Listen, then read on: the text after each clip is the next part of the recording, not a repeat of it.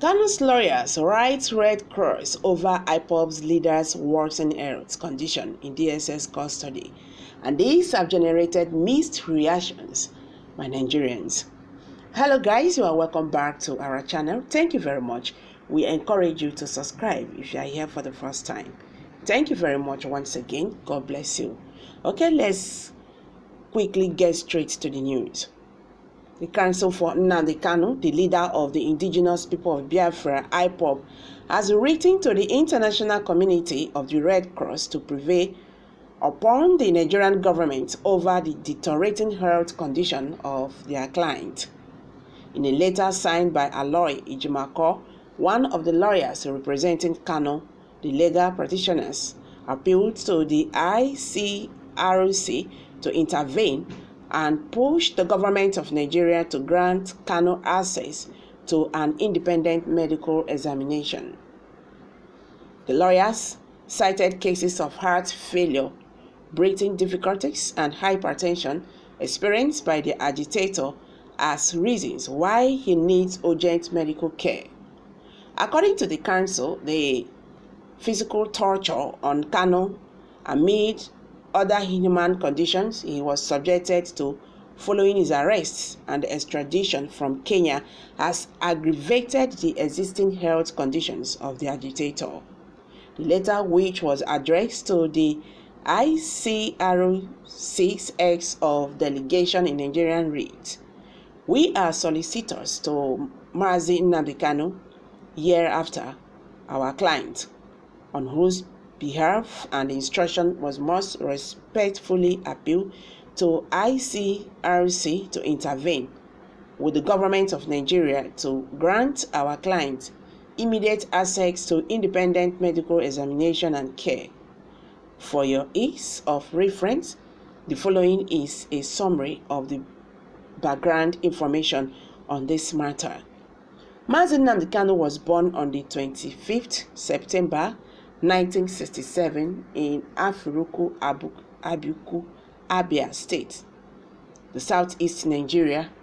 In the course of time, he relocated to the United Kingdom, where he received his university education, set up a family, and subsequently acquired British citizenship.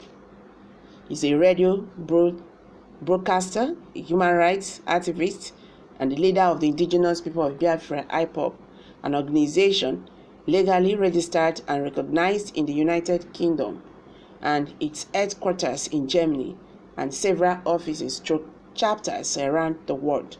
The primary goal of Ipob is to restore of the defunct independent Republic of Biafra through a referendum.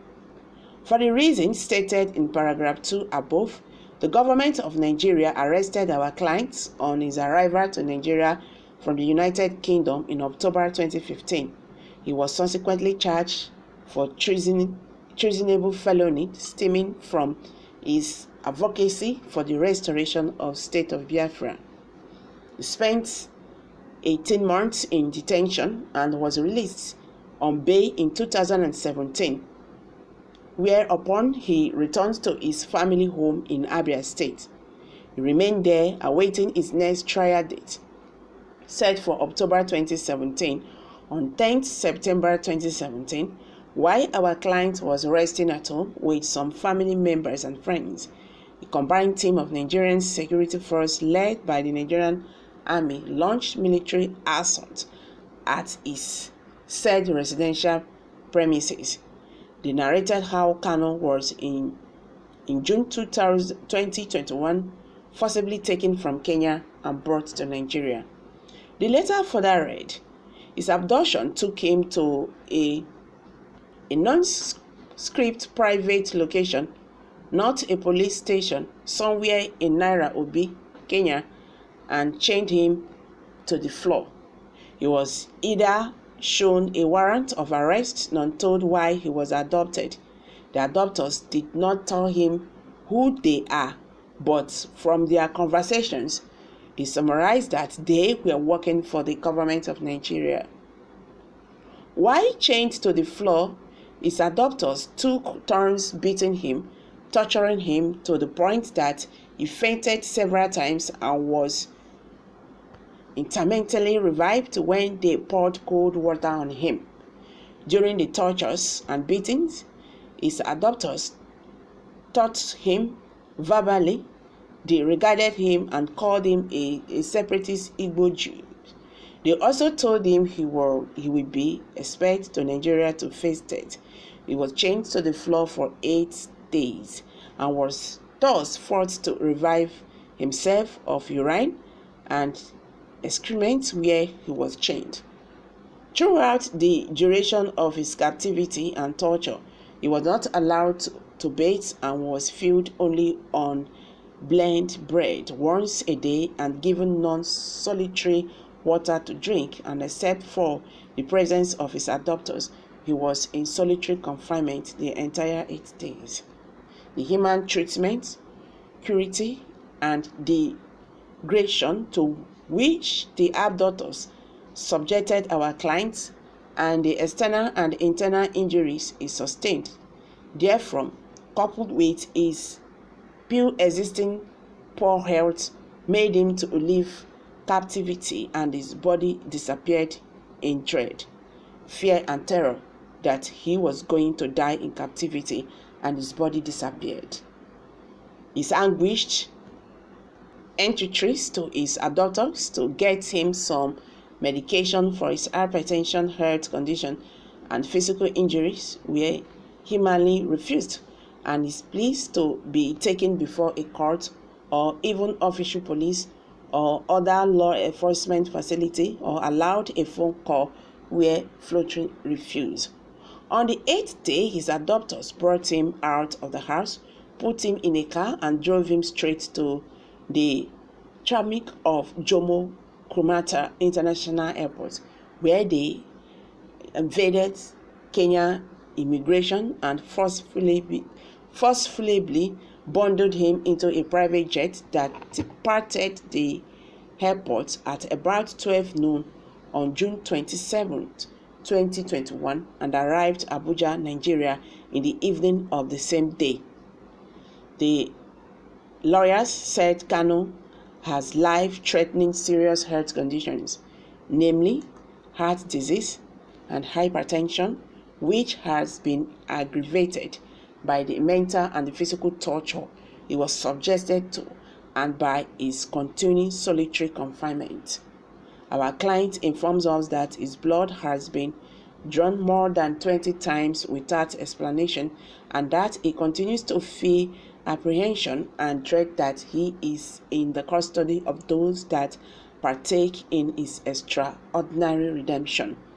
During our several stations with him, he told us that his health, particularly his heart, is failing him, and he was having severe breathing issues, that his fingernails are cracking, and he feels dizzy most times of the day. Above all, he told us he was not receiving the necessary medical care, even when the government of Nigeria is aware from his medical examination that his heart has enlarged by 13%. We observed that his fingernails are in fact cracking.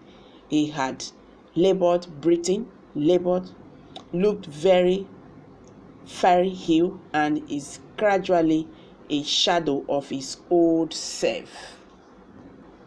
He said serious health problems require the urgent and constant mention of specialist doctors and medications that are not being given to him in the detention facility. In these circumstances, he is daily facing the grim and imminent risk of losing his life in detention, and the risk increase each passing day. In view of the foregoing, we mostly respectfully request that you bring your good officers to bear on the government of Nigeria to grant our clients the opportunity of an independent medical examination and care without the shortest possible time henceforth.